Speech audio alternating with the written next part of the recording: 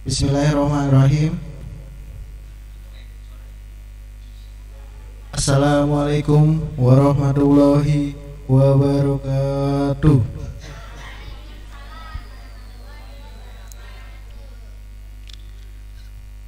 Alhamdulillahirrabbilalamin.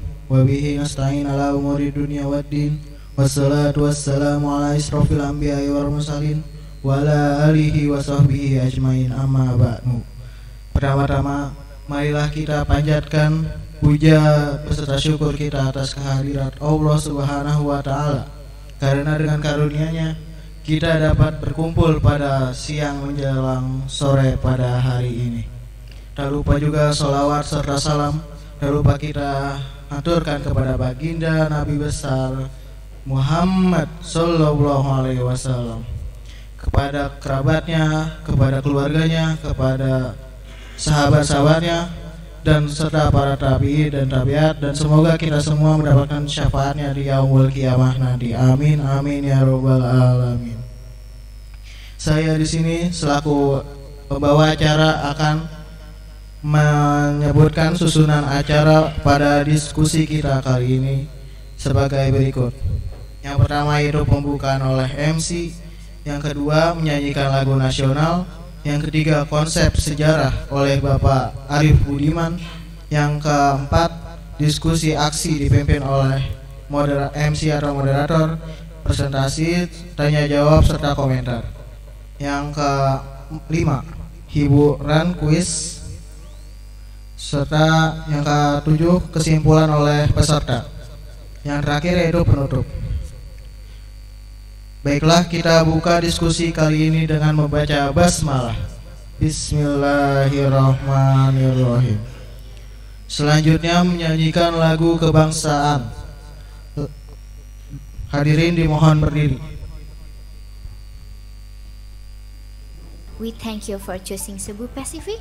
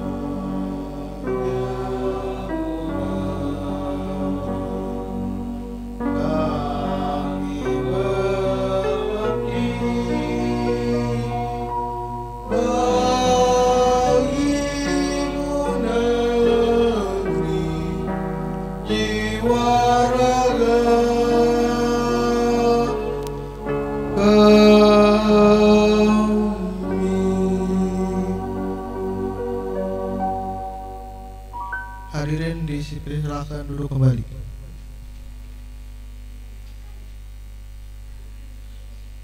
Acara selanjutnya yaitu paparan konsep atau filsafat sejarah oleh Bapak Arif Budiman. Kepadanya kami persilahkan. Baik. Bismillahirrahmanirrahim. Assalamualaikum warahmatullahi wabarakatuh.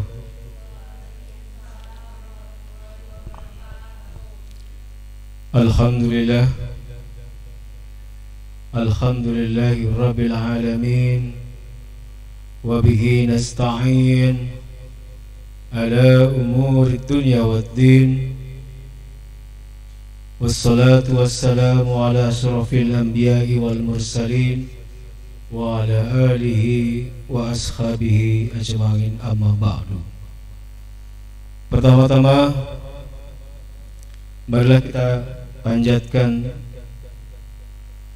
puja dan puji syukur kehadirat Allah Subhanahu wa taala yang telah memberikan kenikmatan luar biasa, karena hari ini dari pagi sampai siang kita bisa hadir di MAN 21 Jakarta.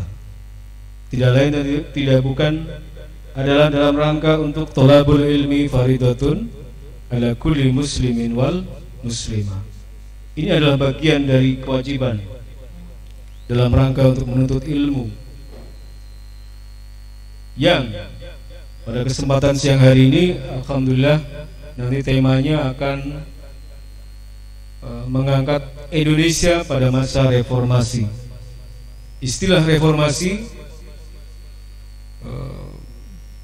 bukan tanpa sejarah. Ada asal usul mengapa kemudian harus dimunculkan tema tentang reformasi. Yang pertama adalah ia lahir dari istilah suksesi. Suksesi adalah istilah yang didengungkan gerakan reformasi tahun 98. Bahkan kalau tidak salah, mungkin nanti bisa di cross check kebenarannya, datang dari tokoh bernama Amin Rais. Meskipun beliau yang mengenalkan istilah suksesi, tetapi gerakan perubahan itu lebih dikenal dengan istilah reformasi. Tapi sebenarnya Amin Rais pada masa-masa awal gerakan reformasi tahun 98 itu mengenalkan konsep suksesi. Jadi ada suksesi, ada reformasi. Selain yang dua itu, ada dua istilah yang dikenal dengan istilah revolusi. Makanya orang-orang kiri itu dia selalu yel-yel, menyampaikan yel-yel, tangannya kiri. Makanya di dunia kampus itu dikenal dengan mahasiswa kiri. Revolusi, revolusi, revolusi sampai mati. Beda. Bukan reformasi tapi revolusi. Apa itu bedanya? Suksesi itu hanya ganti kepemimpinan. Soeharto lengser ganti. Diganti sama B.J. Habibie. Tapi tidak efektif. Banyak masalah. Bahkan sidang istimewa di mana B.J. Habibie mempertanggungjawabkan itu ditolak. Sidang pertanggungjawaban. Kalau di OSIS itu kan sidang pertanggungjawabannya ada apa enggak? Sidang pertanggungjawaban OSIS harusnya ada ya. Siapa yang aktif di OSIS? Ya, ada nggak sidang pertanggungjawaban OSIS? Ada. Jadi dulu kalau di mahasiswa namanya BEM, Badan Eksekutif Mahasiswa, sidang pertanggungjawaban LPJ-nya ditolak. Habibie LPJ-nya ditolak. Lembar pertanggungjawaban ditolak. Alasannya apa? Nanti akan dibahas sama kelompok yang di depan. Jadi tiga konsep itu adalah, yang pertama adalah suksesi, yang kedua adalah reformasi, yang ketiga adalah revolusi. Kalau reformasi apa reformasi? Reformasi adalah perubahan di segala bidang. Masih bidang, tidak membicarakan sesuatu yang fundamental. Tambahin al, fundamental. Fundamental itu artinya mendalam atau mendasar. Apa yang dimaksud dengan yang mendasar? Nggak apa-apa, salah nggak apa-apa, jangan diketahui. Bener kok, mendalam dan mendasar. Itu namanya revolusi. Ada satu lagi, evolusi, beda lagi. Kalau evolusi itu bicara tentang perubahan secara lambat. Dia menjadi istilah bagi sebuah teori, namanya teori evolusi, yang dikeluarkan oleh Charles Darwin. Dengan teorinya di Kepulauan Galapagos, ketika dia meneliti seekor atau pada binatang bernama jerapah. Kenapa jerapah bisa tinggi? Karena dia berupaya untuk meraih makanan di atas pohon. Maka lahirlah yang dinamakan dengan teori evolusi. Evolusi perubahan secara lambat dalam waktu yang panjang. Bisa bedain ya? Kita tidak bicara mengenai teori evolusi, tapi kita bicara tentang kebalikannya. Berarti revolusi itu apa? Revolusi itu artinya adalah perubahan yang terjadi secara cepat. Itu namanya revolusi. Mahasiswa kiri, bayangkan dia begini. Maksudnya mahasiswa kiri itu apa? Ada yang tahu? Kalau yang tahu hebat banget. Siapa tahu? Dulu kalau anak-anak rohis, Fayed ya, kalau di UNJ ada namanya LDK, Lembaga Dakwah Kampus. Kalau di MAN 21 namanya apa? Nama rohisnya apa? Kamu rohis bukan? Rohis apa? Rohis Madu, kerohanian Islam. Kalau Kristen namanya kerohanian Kristen, roh Kris. Ada rohis. Kalau di kampus UNJ namanya adalah LDK. Cuma Pak Arif gak ikut. Ya, kalau Pak Arif lebih ke himpunan mahasiswa Islam. Itu kalau di bawah underbow Golkar. Kalau di bawah PKB namanya PMII, Perhimpunan Mahasiswa Islam Indonesia. Kalau Muhammadiyah MMI, Mahasiswa Muhammadiyah Indonesia. Kamu ikut?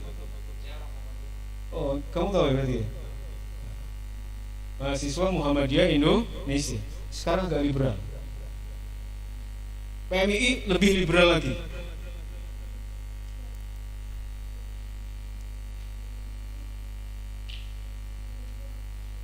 Sekarang tempat ngumpulnya itu di Unusia, Universitas Nahdlatul Ulama Indonesia yang ada di Jalan Pegangsaan Timur. Oh, oke. Langsung saja ya. Selanjutnya detailnya nanti akan dipresentasikan oleh teman Anda. Wallahul muwaffiq ila aqwamit thoriq. Assalamualaikum warahmatullahi wabarakatuh.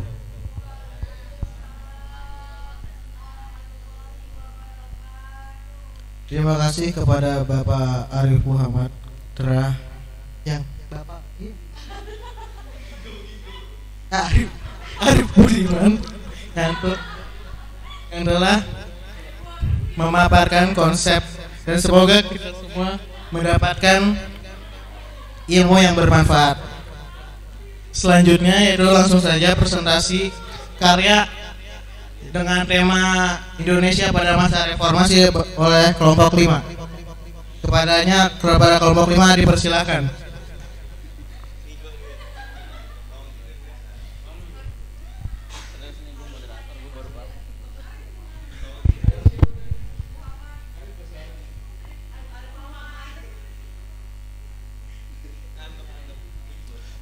Assalamualaikum warahmatullahi wabarakatuh.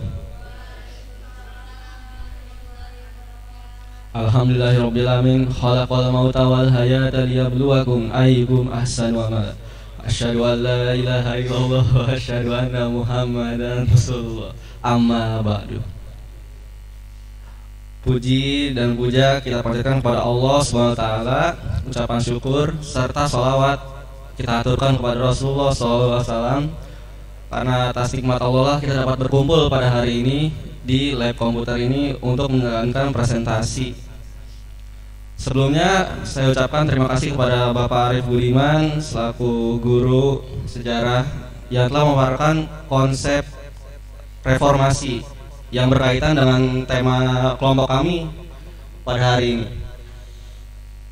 Maka dari itu kami di sini akan mempresentasikan materi Indonesia pada masa reformasi.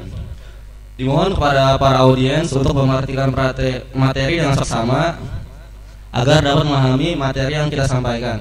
Jika ada yang ingin memberikan kritik, saran atau pertanyaan, akan kami buka di akhir materi. Sebelumnya saya akan memperkenalkan diri terlebih dahulu. Nama saya Salman Faras. Di sini ada Diana Tania Marwa dan Rasya Rizkila. Materi yang pertama akan disampaikan oleh Ananda Dia. Kepada saya persilakan.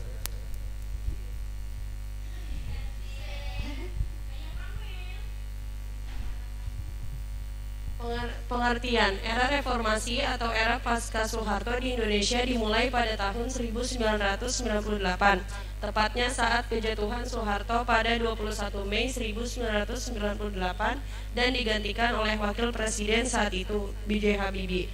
Periode ini didirikan oleh lingkungan sosial politik yang lebih terbuka.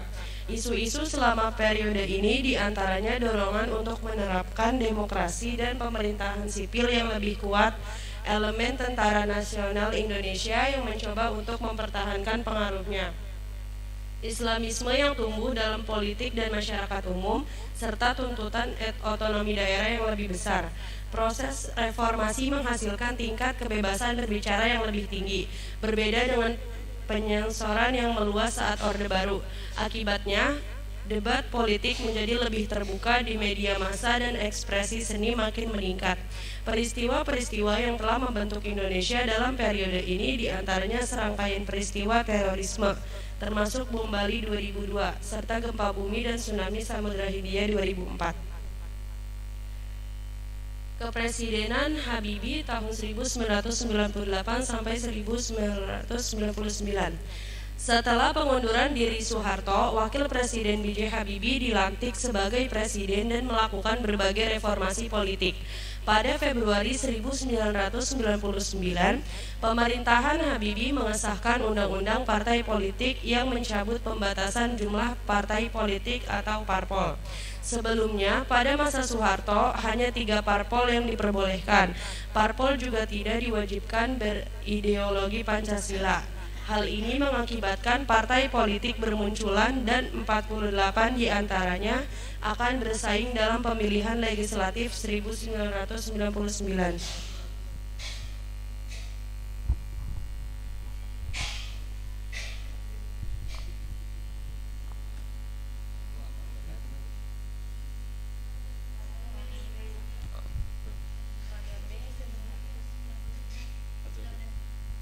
Pada Mei 1999, pemerintahan Habibie mengesahkan Undang-Undang Otonomi Daerah yang merupakan langkah pertama dalam desentralisasi pemerintahan Indonesia dan memungkinkan provinsi-provinsi untuk lebih berperan dalam mengatur daerahnya.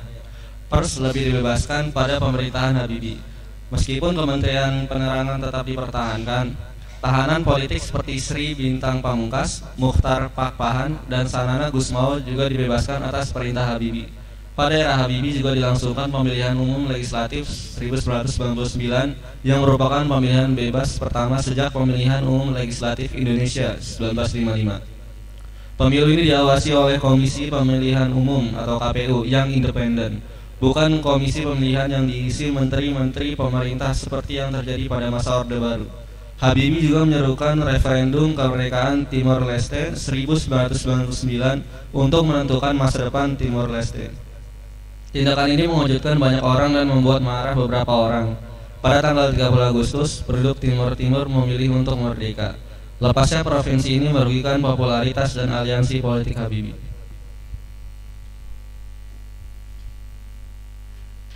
Setelah Orde Baru dan peristiwa 1998, Indonesia mengawali babak baru di era reformasi. Pemerintahan dipimpin oleh B.J. Habibie sebagai presiden yang dimulai pada 21 Mei 1998 sampai 20 Oktober 1990. Setelah sebelumnya menjabat sebagai wakil presiden ke-7, menjabat sejak 14 Maret 1998 hingga 21 Mei 1998 dalam Kabinet Pembangunan 7 di bawah Presiden Soeharto. Pemerintahan B.J. Habibie dianggap sebagai pemerintahan yang kurang kuat di dalam menghadapi reformasi. Kurangnya dukungan komunitas politik membuat pemerintahan pada masanya mengalami berbagai praktik kekerasan, integrasi sosial, dan rapatnya integrasi kekuasaan yang pimpin. Masa pemerintahan Habibie dianggap sebagai masa transisi karena pada masa pemerintahannya adalah masa yang rawan. Tekanan-tekanan yang ia hadapi membuat ia sulit untuk menemukan sumber daya material dan manusia pada masa pemerintahannya. Jaminan sistem demokrasi dinansi dari sejarah Indonesia moderasi 2005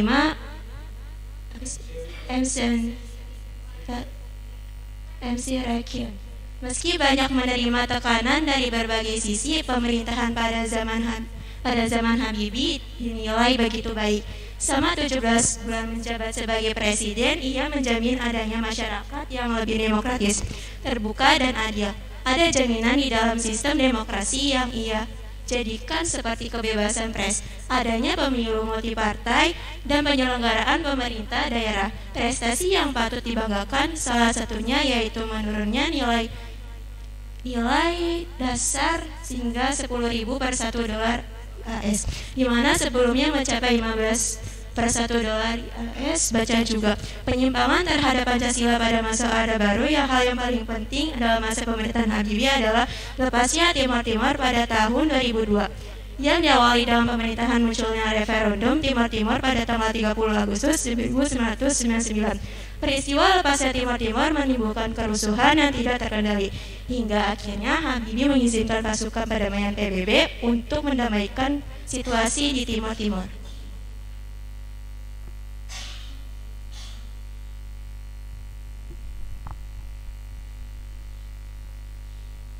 Sekian materi yang kami sampaikan pada hari ini. Bagi para audiens yang ingin mengajukan pertanyaan atau kritik atau saran, dipersilahkan untuk maju ke depan.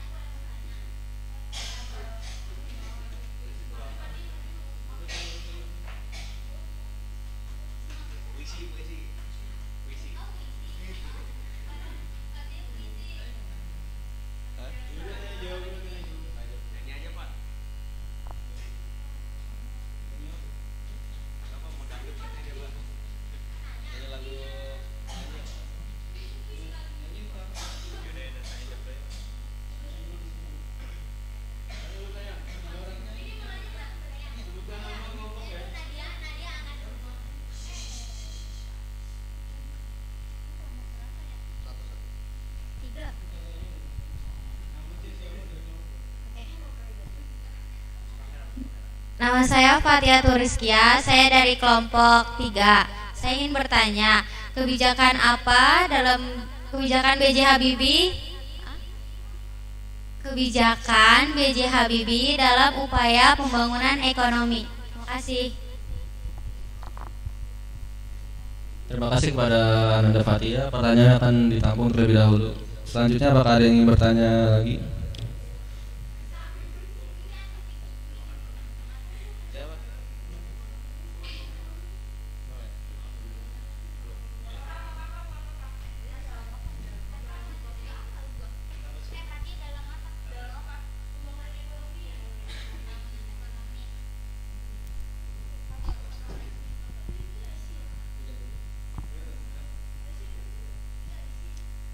Assalamualaikum warahmatullahi wabarakatuh. Nama saya Rihayatul Aisy dari kelompok 2. Ingin bertanya, mengapa pada masa pemerintahan B.J. Habibie disebut masa reformasi? reformasi. Terima kasih. Terima kasih. Selanjutnya apakah ada yang bertanya?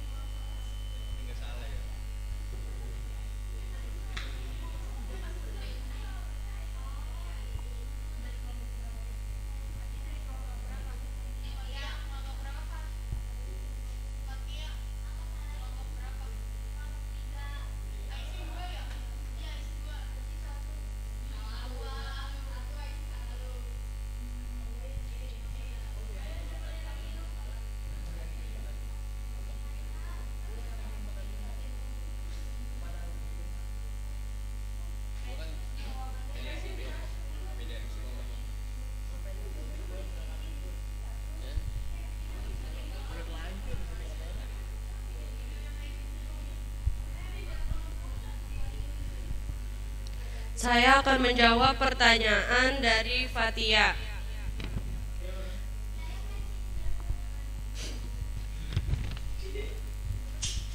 Tadi pertanyaannya kebijakan dari B.J. Habibie dalam upaya pembangunan ekonomi.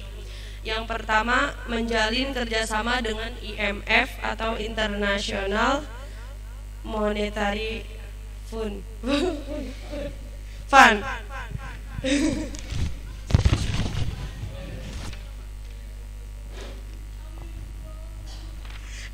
Ya.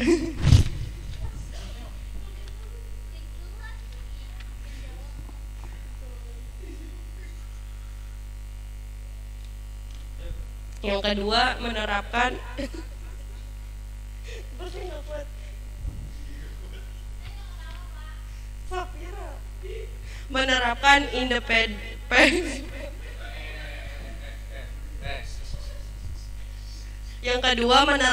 independensi Bank Indonesia. Yang ketiga, menaikkan nilai tukar rupiah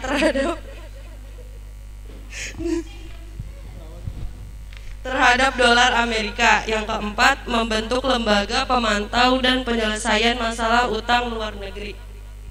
Benar, Fatia? Sama-sama.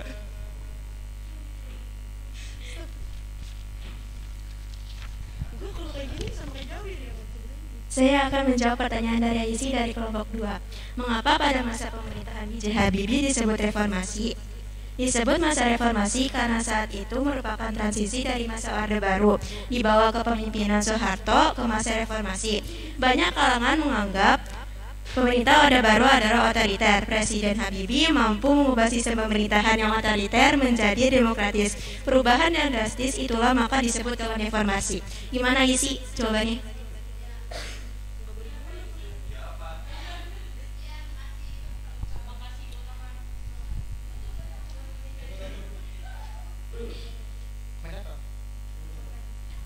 Acara selanjutnya yaitu sesi komentar oleh komentator. Kepada komentator dipersilahkan.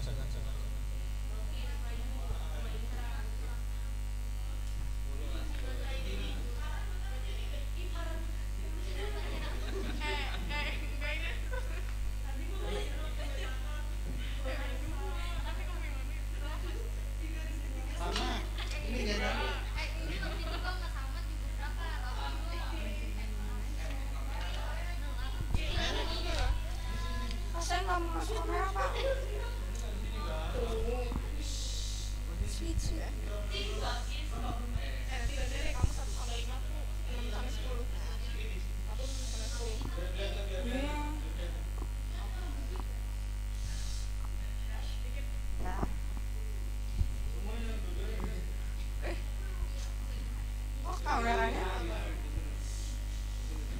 masih prime ya? Assalamualaikum warahmatullahi wabarakatuh.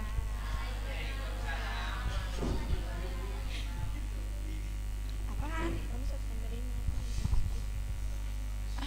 Zona ini kali. Yang ini.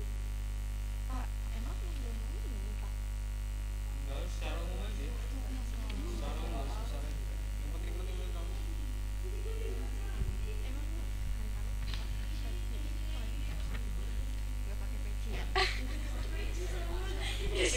Iya, di sini dicatat sama peci. Untuk catatan jalan diskusinya, salah satu anggota tidak berseragam lengkap. Itu peci. Iya, itu Pak. Peci.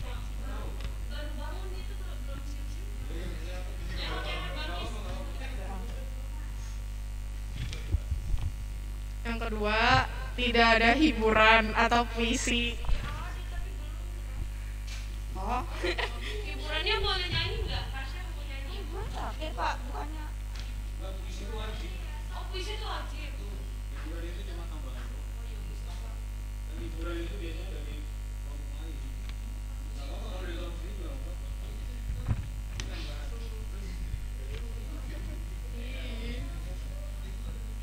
Iya. Yang ketiga, pembaca pemakalah terlihat tidak serius karena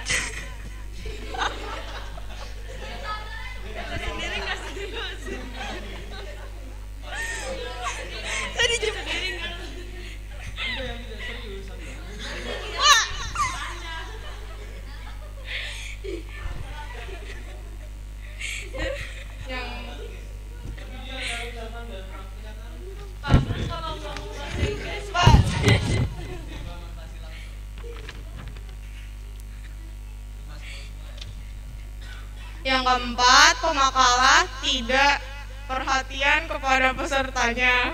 Perhatian tadi. Enggak, baca gitu loh, enggak. ya udah ya. Sekian dan terima kasih. Nanti kalau banyak. Udah.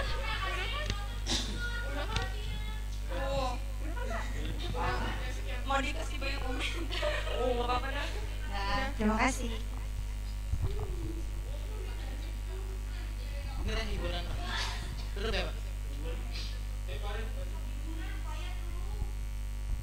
Oke, Mas. Ya, Pak Arief hanya menggarisbawahi atau melanjutkan apa yang tadi sudah disampaikan. Jadi yang namanya reformasi itu adalah perbaikan di segala bidang, tapi tidak mendasar. Ulangi lagi. Reformasi adalah perubahan di segala bidang, tapi tidak secara mendalam, mendasar atau revolusioner. Paham maksudnya? Jadi yang dinamakan dengan reformasi itu cuma memperbaiki sistem keuangan, kementerian diperbaiki, korupsi dikejar gitu kan. Makanya lahir yang namanya KPK. Tapi kalau KPK itu lebih kepada sistem yang berlaku pada zaman Megawati Soekarno Putri. Nah, sementara yang namanya revolusi itu terjadi secara mendalam atau mendasar. Secara mendalam, secara mendasar itu apa atau dapat kita lihat pada apa yang terjadi pada peristiwa G30S PKI. Batuk Bu Haji. Ya. Itu yang dinamakan dengan revolusi. Makanya pahlawannya dinamakan dengan pahlawan revolusi. Kenapa dinamakan revolusi, Pak? Karena perubahan. Karena yang ingin dirubah itu adalah berkaitan dengan dasar negara Pancasila. Perubahannya secara ideologis itu dinamakan dengan revolusi. Makanya ada revolusi Rusia tahun 1917. Makanya ada revolusi Prancis karena bukan hanya menggulingkan Raja Louis ke-16, tetapi juga mengubah cara berpikir negara atau kerajaan yang dari awalnya adalah seorang koruptor menjadi negara yang demokratis, bukan otoritarianis. Otoriter itu artinya adalah despotik, mau menang sendiri. Itu namanya revolusi. Tindakannya dinamakan dengan tindakan revolusioner. Kalau ganti pimpinan tadi namanya apa? Kalau ganti pimpinan doang namanya apa tadi? Hah? Ada yang ingat? Kalau ganti pimpinan doang namanya apa? Tadi baru udah bilang. Bukan. Kalau ganti pemimpin doang, ganti kepala negara doang, ganti presiden doang namanya apa? Depannya S. Kamu nggak nulis sama sekali. Nggak ada yang nyatet. S U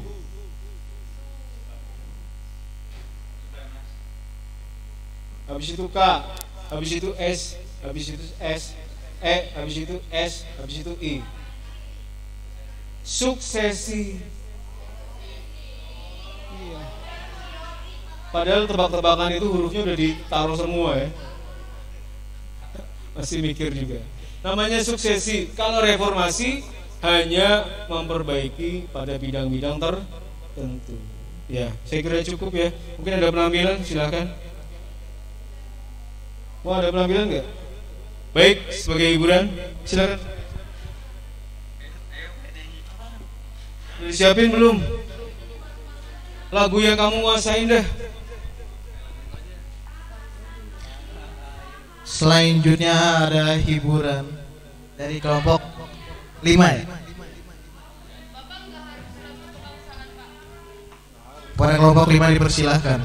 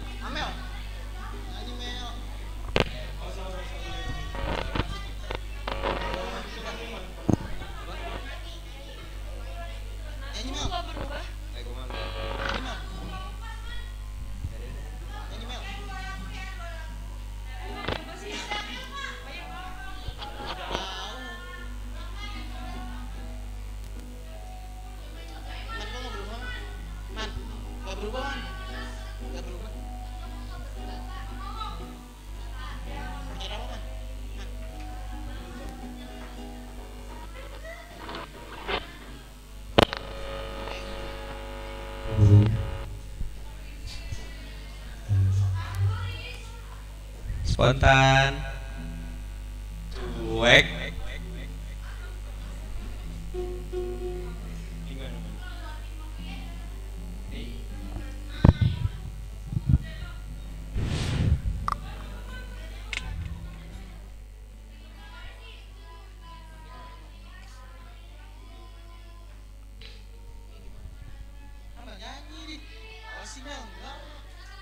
Nggak dibayar, jadi nggak mau.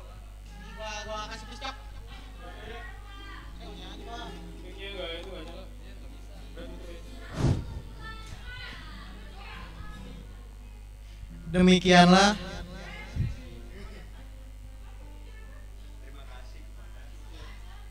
Demikianlah diskusi kita pada sore hari ini. Mudah-mudahan apa yang kita terima dan kita ambil ada hikmahnya dari diskusi pada sore hari ini. Kurang lebihnya mohon maaf. Sekian dari saya. Wassalamualaikum warahmatullahi wabarakatuh.